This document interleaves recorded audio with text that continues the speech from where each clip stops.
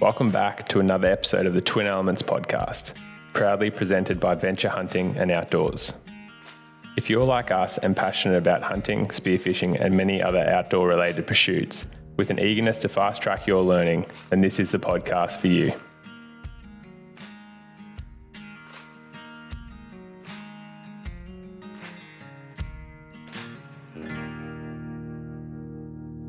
Hey legends, welcome back to another episode of the Twin Elements podcast. Today it's a solo one from me, James Doomstis, and sadly this is actually it's going to be a retake. It's going to be a retake of one of the semi-live podcasts that we did whilst we were in the US, but sadly when I came back to edit the podcast, the audio quality was absolutely terrible. There was just a heap of static and you couldn't really understand every second word that I was saying, and so here I am re-recording it in the comfort of my home in Australia. But yeah, it's probably given me a little bit of time to reflect on the hunt in total, and we'll dive into that as well. But I just wanted to talk to you guys about a pretty special day that we had, and some really awesome encounters that we had with a herd of elk at the end of the trip. So without further ado, we'll jump into the podcast.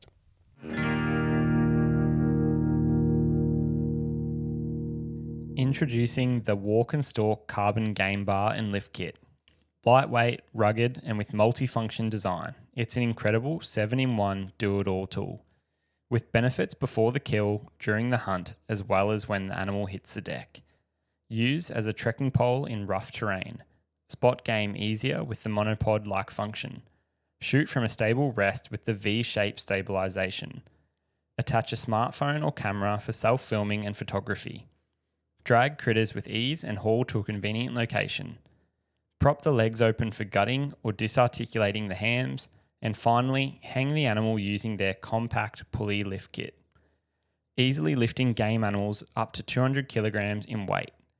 We have tested it on chital deer and fallow deer here in Australia, used it in the USA on a range of game animals such as mule deer, pronghorn, and even a bull elk. Want to try it for yourself?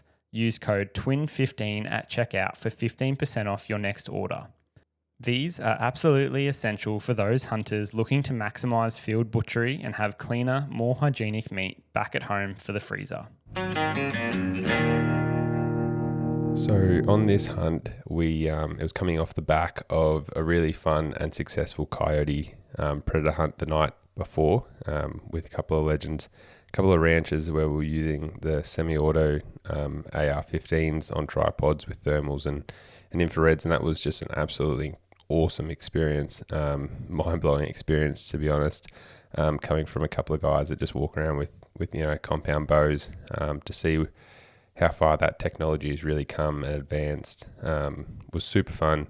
And to try and call in a couple of wily coyotes, and Ayden obviously shooting that one was really fun to watch and also hopefully get some video for you guys. So we didn't finish up that hunt until about 2:33 in the morning, and traditionally on this hunt we're getting up at sort of 4:20 to 4:40 depending on how far we had to hunt away from where we were camped. So we opted to have a bit of a sleep in this morning just because we'd been going pretty hard, pretty flat out, and burning it at both ends a little bit, to be honest, which is something we'll talk about later. And we ended up sleeping in until about 10 o'clock, which was lovely.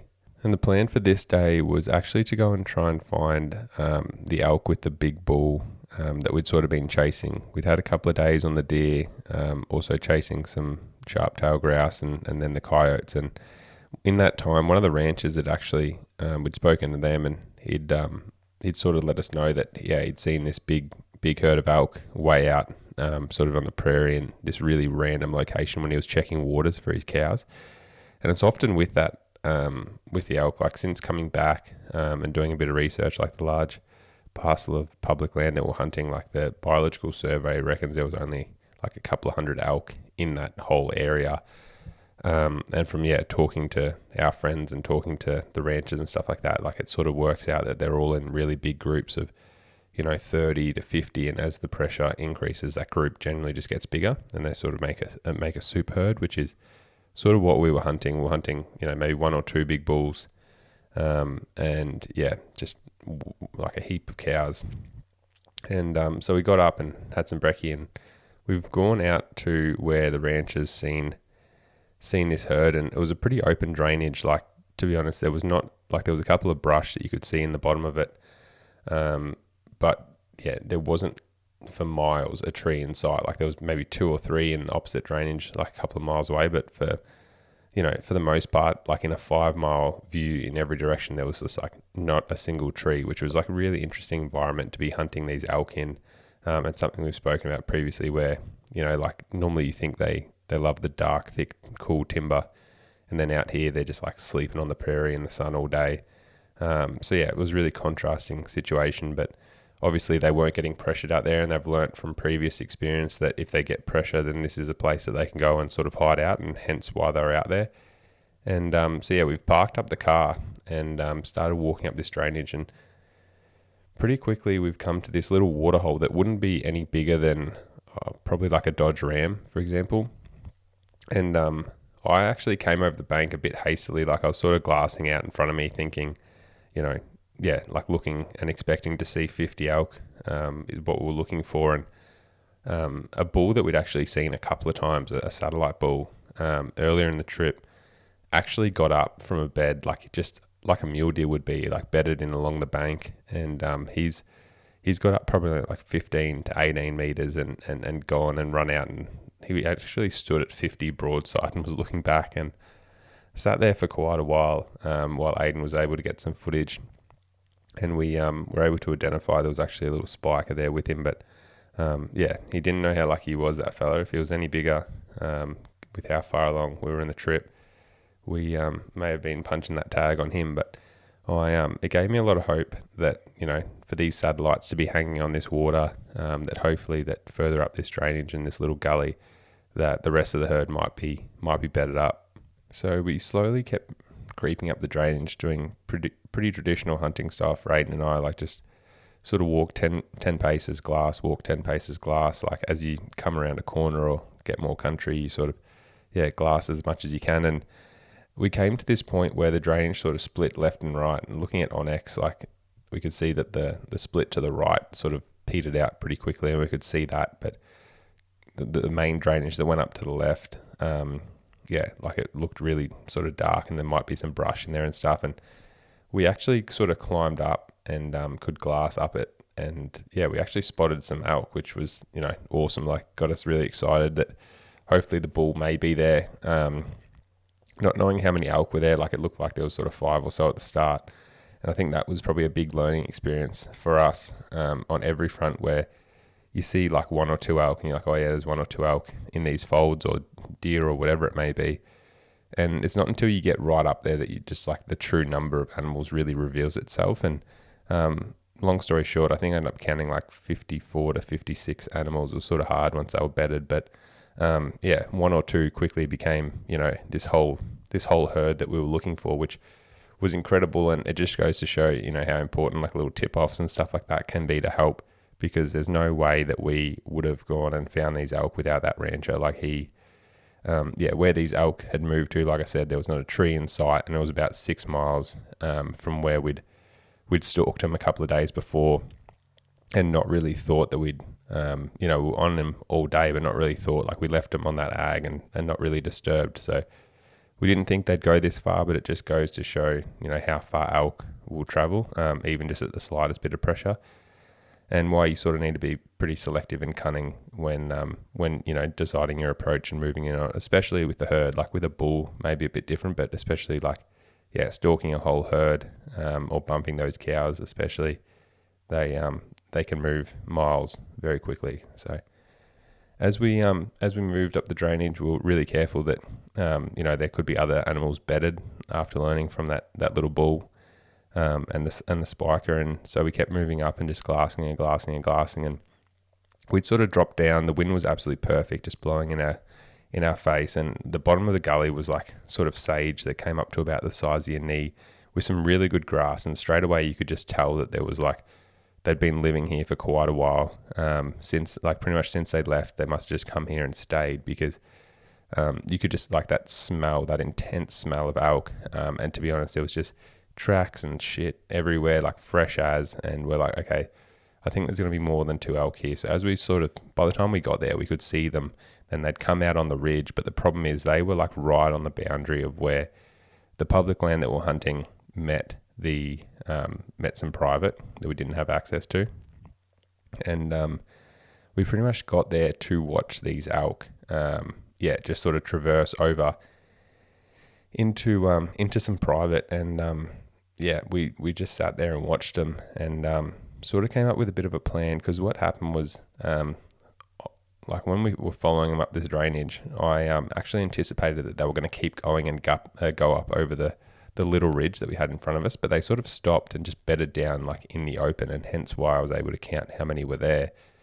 But what we did was, hunting the checkerboard that is the US system, we sort of got right up in the top corner, and if you can imagine again, the drainage that we're in, or the little gully that we're in, split into a Y at the very head of it. So the left branch of the Y went up and sort of bended around to the elk, and the right arm of the Y went around and bended up onto public land. And the way that it worked, and we found a remnants of an old fence, which was sort of a bit of peace of mind, but because you're just going off Onyx, and like, it's hard to say whether the boundary is like 10 meters to your left or 10 meters to your right, and you can only do your like best efforts to to adhere to private and public land rules and stuff. But we could actually see where the fence, because the way that Onyx presented it was that the boundary was like right through the head of this Y, and we actually found the fence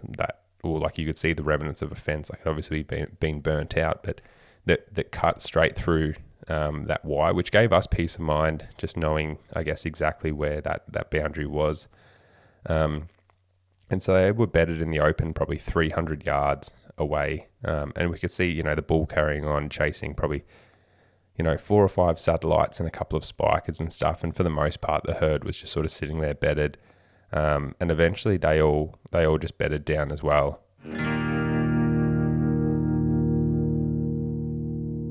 Whether you're making your way up a scree cliff or hiking a distant trail, you want to be confident in the boots that you wear. And for Ayden and I, that means lower. We've been running the Lower Ranger GTX3s for over 5 years now, and we've never even had a blister. We've teamed up with a Lower team to extend their generosity to you to get you a unique 10% off code by using the code TWINELEMENTS10 at checkout to get 10% off your next order. We know you're going to love them. And so at this stage now, after our little sleep in and then walking up this drainage, it's probably like 2:30 in the afternoon. It's getting dark, like shooting dark would be like 7 o'clock. So we know we've got a couple of hours, and this herd is just bedded in the open.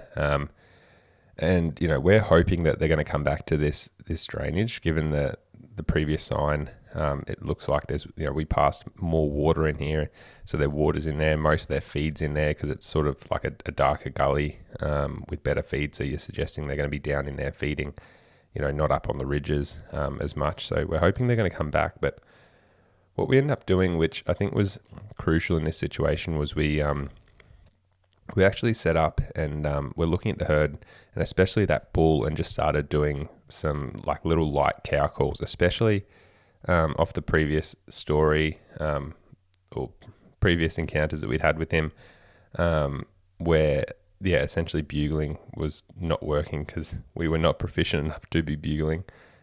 We opted just to cow call in the situation, and thinking that we're not close enough to the bull anyway. We're like 300 meters away from him. So if we were to bugle in that situation, like I'd expect that he would just like take his cows and run off. Like I don't expect he'd just like run down there. I mean, he could have, but that's probably not what I'd anticipate. Like I think he'd have to be a little bit closer to him. And so we opted to do some light cow calls. And what we were actually doing was, we'd just do like 1 or 2 little cow calls, probably every like 15 minutes or even half an hour.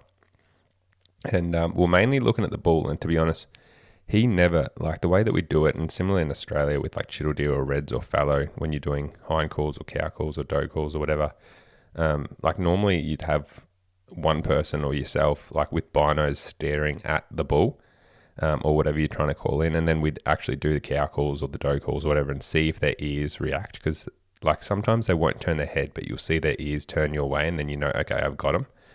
And so that's what we sort of did. And he never really turned his head, but we could see that the satellites were actually turning their head and were turning their ears. Even when they were asleep, they'd like, their ears would move towards you and be like, okay, they've caught it. We couldn't really see the cows just from the topography.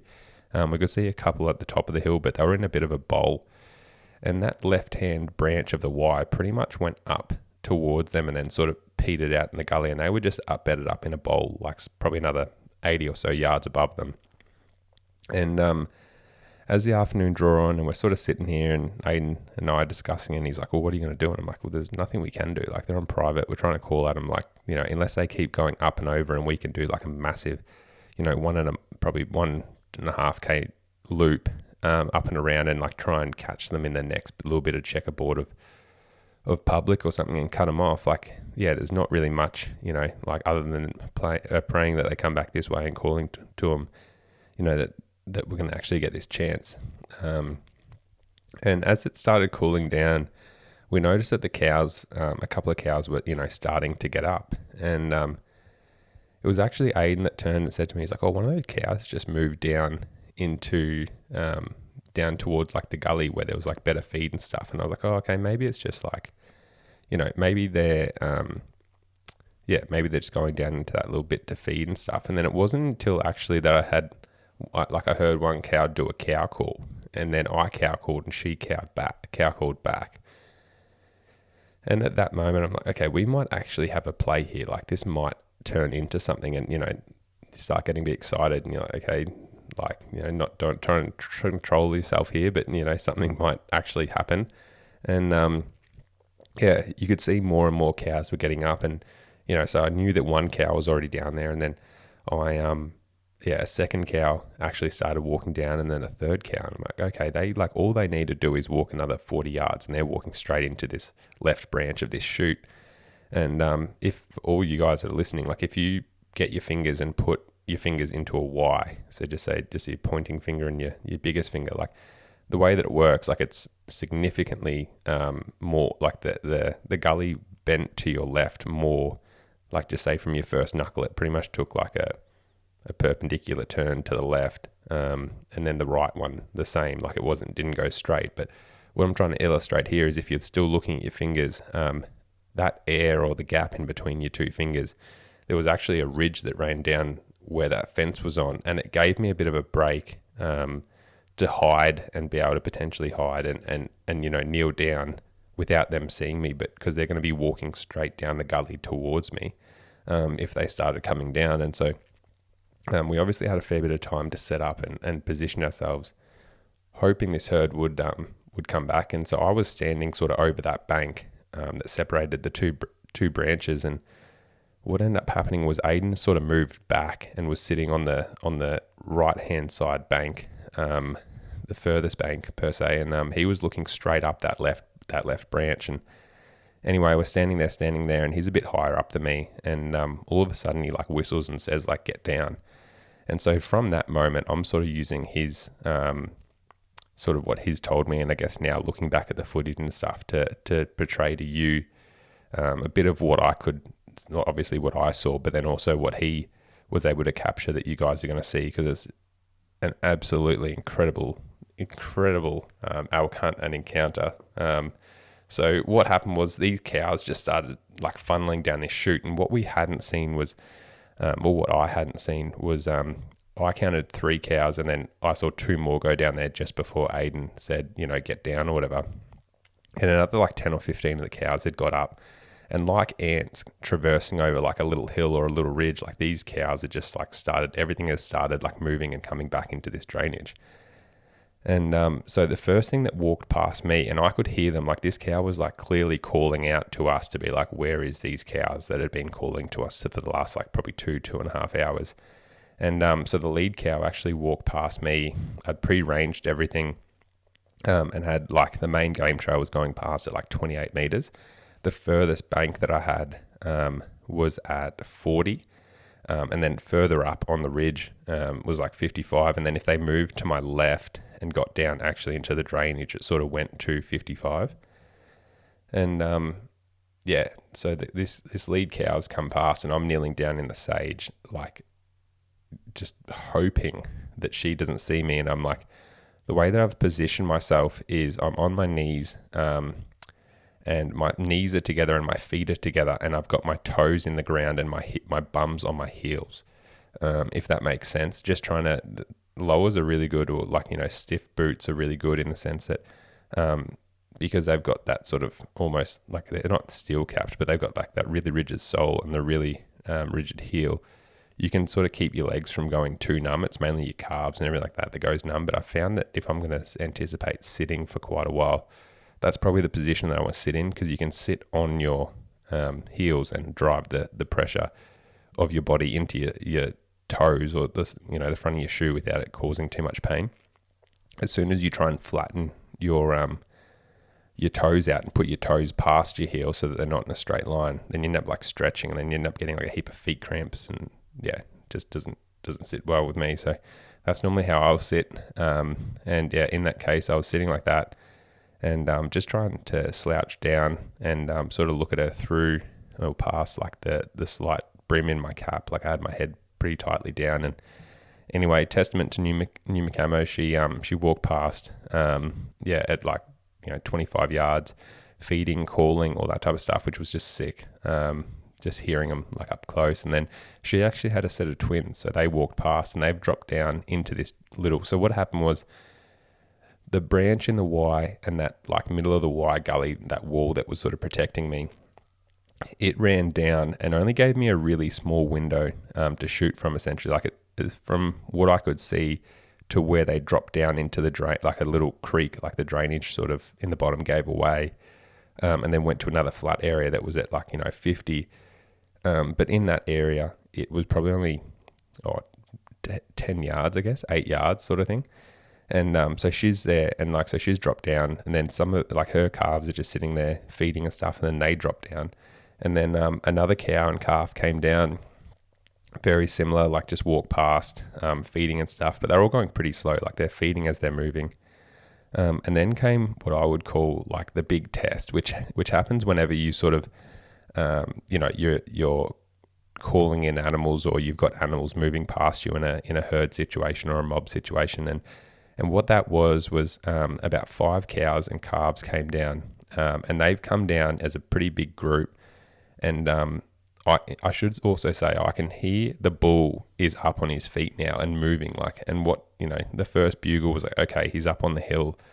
The second bugle, I'm like, okay, he's at the crest of like where this drainage like drops in. So he's like in a straight line, probably 100 yards away from me. And I can hear this bull's getting closer. I can see elk now on the far side of the drainage too, like coming up on the high side of the bank and stuff. They're essentially, like I said, moving like ants across the landscape and coming back into this drainage system, probably where the water was and where the better feed was. And this group of cows, 5 cows and calves has come in, and they've sort of blocked up that area right in front of me. And I've got cows now at like 20 yards, 25 yards, and they're all feeding. And, in typical fashion, like I'm down, I've got my bow in front of me, and one of these cows that's feeding, looking my direction, like as you can expect, like all of a sudden lifts her head and goes, okay, what's that little shape? Well, not little shape, I'm quite a thick shape in the grass, and so she's put her head up, and then that's caused the chain effect. Everything else has put their head up, and I'm like, this is going to be like the big test. Like, is this going to happen? And I just testament, like I said, to Numa, like I really, really like their pattern. Like it's probably the best pattern I think we've ever worn, and hence why we were happy to use them. Because it's really light, and in that sage, it just like completely breaks up your outline. And I just sat there, and all these cows looked at me for probably 15, 20 seconds, and then they just started like continuing feeding past, moving past, and a little bull actually came through and like pushed some of the cows as well, which helped sort of, it was like a catalyst, a chain reaction. Like he's pushed some of these cows, and they've sort of gone over the edge, and then they were still looking my direction, but they were like, oh, what were we even looking at? You know what I mean? Like they've sort of broken that intense focus and concentration of, what's that object in the grass. And so they've dropped over into the next little sort of bench, I guess, in the drainage. And And now I've got some calves, like there's calves feeding at, 15 to 20 yards. I've got a cow at like 25 yards. It's remnant from that group. I've got this little bull and about 5 other cows down in the drainage, and he's, doing phlegm response and chasing him around, throwing his tongue into the air, and, like the full rut's going on. And I can hear this bull getting closer and closer. Like my heart is just like just pumping. And the big thing was I can just hear his like high pitched like bugle just like ripping, like cutting through me. Like I'm like, and that's what they say, like when a big red stag roars or like when an elk roars, it's, you can hear him from 300 meters away, and it's like, it gets your heart going. But then it's like when they're at like, 50 yards and one of those things bugle, like it cuts through you. Like you feel it, like, just enter your body, and then, so the energy is getting really excited. Like, you can feel that something's about to go down. And, classic, like you're just sitting there controlling yourself. Like just, there was periods where you'd quickly close your eyes and take a breath and, just think and, keep everything under wraps. And, I pretty much decided that given like with how many cows I now had around me, and facing me at very close proximities, that I was sort of expecting that when I drew back, hoping that I'd get an opportunity to draw back, that something was going to see me. And so I pretty much decided in my head that, when I draw, I need to be able to shoot him. And so what happened was he's come down and he's ripped like a massive bugle, and I can hear him. He's just started absolutely raking the sage. And you guys need to see the footage because it is incredible. Like there's just dust and bugs and everything flying off. The sunset's behind him. Like it's just one of these absolute picturesque moments where, it's just perfect. Like couldn't have asked for better footage. Ayden did a really good job in like capturing all this. And anyway, he's come down, and he's like bugling, and I can actually see, he comes in and I can see his antlers, and he rips a bugle. And what I actually do is like look down, see these cows, and okay, yep, they've all got their heads down, like nothing's really like fixed looking my way. Look back and mainly look at this calf that's at probably like, probably 17 meters, like feeding straight towards me. The cow that she belongs to is at like 20 facing me. And this bull's coming through with another cow. And anyway, I like slowly put the bow, I've got the bow up, and I slowly just start drawing back and get to full draw as he like comes into frame. And to be honest, so what actually happens is he pretty quickly just takes like 4 or 5 steps and then just drops straight down into this drainage, which was like, a bit of a oh shit moment for me. Because now all of a sudden, like instead of this bull just standing bugling, which I was hoping he would do, he's followed this cow. Well, he pushed this cow down, obviously chasing her. She's coming into season, and he's followed her down into this little dip. And so now I'm at full draw. I'm holding, an 80-pound bow. And like one thing that with the bow that I'm shooting, because it's 80 pound and stuff, and I mean, everyone struggles with this, but putting down gracefully is something that wasn't going to be able to happen with cows and calves at 18 meters looking at me and stuff, and not get busted. Like, I mean, even if I was shooting my old flogged out RX1 that was like 73 pound and just completely thrashed, like I doubt that I could have done it slow enough to be able to put it down without something noticing me. And as soon as something noticed me with movement, I think that would have been it. And so I've pretty much in my head just been like, well, this is like, you've got to sort of make something happen here. And so what he's done is he's looped down in the drainage and sort of come back, and he's now facing, instead of facing to my left, he's facing to my right. And all I can see is probably the top 10 inches of his back. And I think he's at like 45 yards. Which in hindsight, he may have been a bit closer than that. Like he may have only been like, 40 sort of thing. And anyway, what I've done is I'm like, I've got to make something happen here, because I've held it for probably 20 seconds. He's still down there, like piss fighting around. And I'm like, I can probably only hold it and shoot, 40, 50 yards for a minute. Like I'm not going to be able to hold for like, this year I don't know if this came out, but this year I shot a red deer after holding my RX1 for like a minute and 50 seconds, but I also shot it at 14 yards.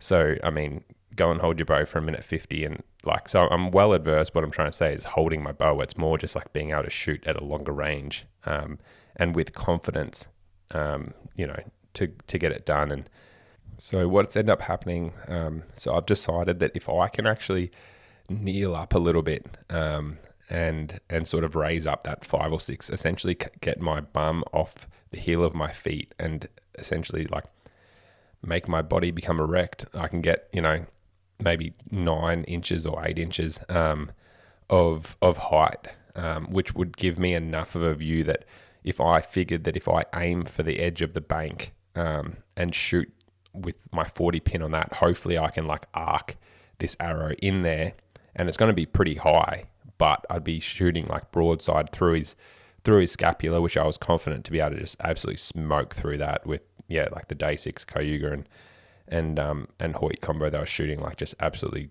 like super confident in that setup at the moment. And so I was really confident that I was just going to be able to like buckle him essentially, and thinking that it may be high through his chest, but then I figure that I'd hopefully be able to get a second shot, and that it would be good enough anyway to end this absolutely colossal thing's life that we've been chasing. And so I've slowly arced up and started going up, and obviously having calves at or this calf at like 17 meters facing me, she's pretty quickly seen me. The cows seen me. They've sort of busted. All the cows to my left that are at like 40-45 yards are now looking this way. Like everything's looking around, but in now looking at the video, like nothing, like those two, the cow and calf definitely had me, but everything else was just like, okay, what's happening?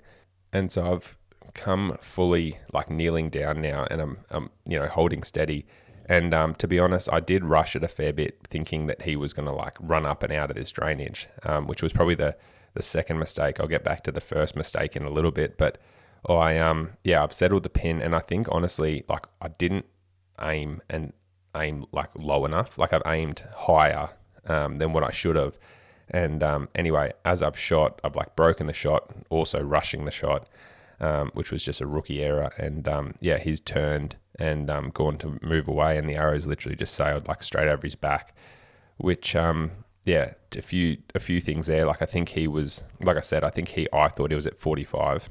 He was probably closer. And so I've held higher, like way higher than I should have. And then obviously you can see in the video, he like ducks and rolls. But yeah, it was just like pretty gutting, to be honest. And straight away for me, I probably didn't soak in immediately for me, because I was just like straight away like, okay, let's get back on this bull. Like Ayden, let's video getting this arrow, me pulling it out of the dirt like an idiot.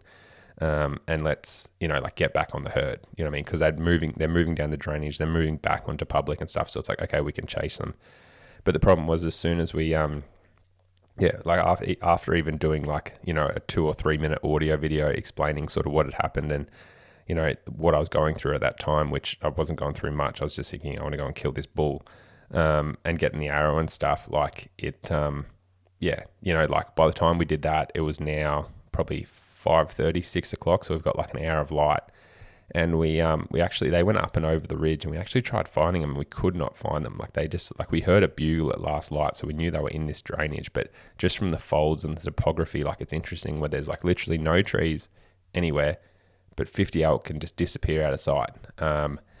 And so, I was really devastated. And I go back to what I was saying my first mistake was, because I got back to Ayden, and he's like, the first thing was, he was like, okay, that was sick. He was obviously devastated for me, but he's like, did you not think of cow calling? And I was like, honestly, it didn't even cross my mind, which like now in hindsight, I'm like, you're an absolute idiot. Like, like get to full draw, in every situation where we're ever calling stuff in, it's like you get to full draw as soon as they're in a window to shoot. You like, you give them a little or like a cow call or a doe call or whatever. They pull up. He would have been perfect broadside, like 28 yards when he, or 25 yards, 28 meters, whatever. Well within poleaxing distance, essentially, when he dropped into that thing. Like I could have, and yes, it would have alerted the calf and the cow right there in front of me, but I mean, like he would have been standing broadside. I'm at full draw. With innovative and patented designs, Stalk are industry leaders when it comes to packs. Being avid hunters who delve into the backcountry, we require durable, customizable, and reliable gear to get us into the mountains. We have been running their mainframe eMod system with the Vapor 5000 pack and attachments. Their bino harness or chest rig with attachments like rangefinder and accessory pouches have been a game changer for run and gun style of hunts. We've recently returned from America and felt the weight of packing out a big bull elk, handling the antlers and meat easily, and can honestly say that they're the best packs we've ever used. If you're interested in feeling the same comfort and upgrading your pack setup today, check out Stalk, either online through their website or available in store at Venture Hunting Outdoors here in Australia. And I think it just goes to show we, like in the last 2 weeks of hunting, I think we just drained ourselves of everything. And I know that, fatigue, like it's something that we've probably managed a little bit better on previous trips, but it's not until now, like looking back, where even just getting like a couple of days of, like when the trip finished up, we went back to Bozeman for 2 days and, caught up with friends and, washed gear and got everything prepared and got skulls prepared. And it wasn't until like, even after 2 days of just like sleeping that I was like, I feel like a completely different human. You know what I mean? Like, and you look back on things completely differently. And I think it was just the fact that we had some incredible people in camp that had some really funny stories and times that I'll cherish. But, it was things where we were still getting up, like they were hunting birds and we were obviously hunting elk and deer, and we're getting up at 4:30 in the morning. There was a couple of days that we meant to get lunch at the car, and we sort of bypassed that accidentally. Like there was coyotes and there was, we saw some deer, and so you never get back to the car, which means you never get more food and never get more water, which means, you end up walking 25 Ks and all you've eaten is like some sardines and, 2 muesli bars and had breakfast for the day. And then you get back and then, you and someone hands you a, like a bourbon and Coke or whatever, and you're telling hunting stories and, that you should be in bed, but you're having like an awesome time with, like-minded, incredible hunters, and everyone's telling their best stories that are, 60% true. And, we'll go to bed at like 11:30 and then you're waking up at 4:30 and, like all these things led to like an incredible time, but obviously had a detriment on our body. And then, especially our decision making, which was like the biggest thing. And we, Ayden and I, we're pretty stubborn, we're pretty persistent humans, and we will, we'll drag ourselves through the dirt to go out there and get those opportunities, at our detriment, I think, in this case, because I feel like we made opportunities, these last 2 weeks that were there, even though we were pretty flogged out. But what we weren't able to do is actually capitalize on them. And I wonder if we slept in some of those mornings, or, missed an arbo hunt and, just had more time in camp, but then actually got, instead of, going to bed at 11:30, we stayed and hung out with all the fellas and maybe went for a hunt with them, and then, went to bed at 8:30 or 9:30, like what we're usually doing, and get like at least like 6 hours sleep or 7 hours sleep rather than, 5 hours sleep or whatever. And, I think, we potentially would have got less opportunities, but maybe would have capitalized on them better. But it was probably just like we don't really share hunting camp with that many people, Ayden and I, except for maybe, Dad obviously as well. But yeah, we don't normally drink, as you guys are probably aware of. We look after ourselves. We really prioritize the hunting. So, that last week was probably a bit of a polar opposite, and we just had, like it was a really good experience, even like the coyote hunting and that type of thing, but like, it was probably at our detriment to the level of like how hard we can go, and we're probably still going as hard, but we just that brain fog and decision making, like, and especially even I know for myself, I was just like absolutely fatigued and rattled, which I've never probably felt before on a hunt, like even these extended hunts. Like I don't think I've ever just had this like where there was nothing, like you're trying to, it's like, oh, what do we do now? It's just like, I don't know, normally it's like, okay, at least like, let's go and do this or try this or whatever. I'd normally say I'm a pretty like decisive person, sometimes like too blunt and decisive, if anything. And on this one, I think we just burnt out, which, you can expect from getting 5 or maybe 6 hours of sleep a night and not eating lunches, doing 20 plus Ks on I don't know if I've said it on a previous podcast or anything like that, but ended up getting Giardia as well for 3 weeks, where I wasn't nauseous at all, which was great. But yeah, pretty much had the shits for the last 3 weeks. We think we either just I got it from washing my face in a cattle trough, or we were washing the dishes in a cattle trough just near camp. So pretty dumb in hindsight, but yeah, something we obviously did. And same thing, like didn't really want to go and get treatment and medication because then I'd miss time hunting. And so, yeah, didn't treat it till afterwards. But yeah, people that have had it are like, yeah, massively would have been affecting your body. And I didn't think it was that bad. Like, to be honest, like I said, I still just, if anything, I just decided to eat more to try and compensate. And yeah, pretty much just, had diarrhea probably 8 to 10 times a day, depending on the day, and just kept the fluids up and stuff. But, not that you guys want to know any of that, but we're family, so you can. And yeah, so I just think that was probably just another little thing that, tipped us over the edge maybe a little bit. Like Ayden had it before, so he reckons he got it for a couple of days and then it cleared up.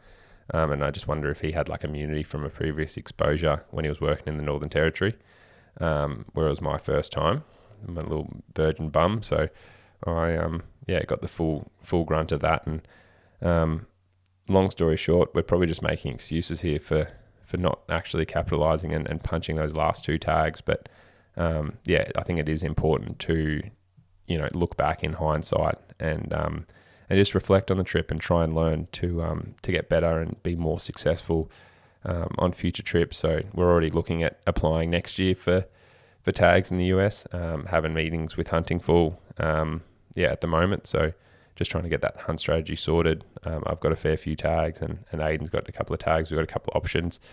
Dad wants to come into the mix after seeing all the excitement of this year. So we're trying to film those hunts as well. And with me having points across a lot of states, it makes it a bit hard trying to like logistically work out where we're going to go and how much time we're going to allocate to tags. But it's also really exciting, and already counting down the days till we're back out there. So I'll sign off there, guys. There's no FAQs today, but thank you very much for listening to this podcast, and hopefully you could live through the descriptive story that I shared with you guys, and you can appreciate the excitement and how awesome that hunt was. We sadly didn't end up seeing that bull again. We hunted for him. We mainly hunted for sort of mule deers the last couple of days, but we tried finding some elk even just to punch the tag, and to be honest, we didn't really see any for the last couple of days of the trip. Ayden had some really, really awesome mule deer encounters, which was long overdue for how much effort we were putting into trying to find a mature muley for him. But yeah, we've obviously shared some of our nearest and dearest stories with you guys and successes whilst we were there, and also with this semi-live podcast. But there was so many like incredible, cool encounters that we had, whilst we were over there. I think it was 28 days of hunting. So there's an immense amount of footage there to go through and work through and edit up for you guys. And we can't wait to get all that sorted for you. So make sure to check out the Twin Elements podcast when that drops. But for now, I'll jump off and we'll catch you on the next episode of the Twin Elements podcast. Thanks, guys.